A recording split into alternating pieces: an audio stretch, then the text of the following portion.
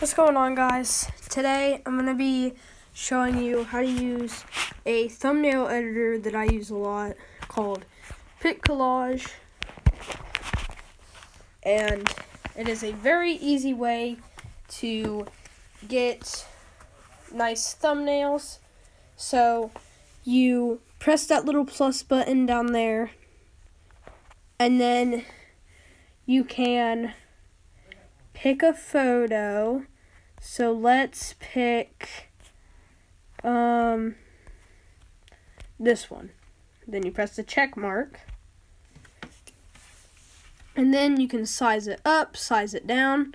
You can also put multiple pictures in it. You can have it do its own grids.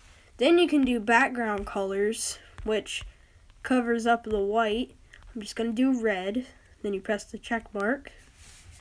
Then you can add stickers like these and all of these. And you can also add text, web images, doodles, and animations. I usually just use text. So I'm going to put me and my bro. And then you can just position it wherever you want. Press done. It should load. Save to library. It should pop up with an ad. Then just go to your camera roll. And if you don't want that little PicCollage mark down there, then just press edit.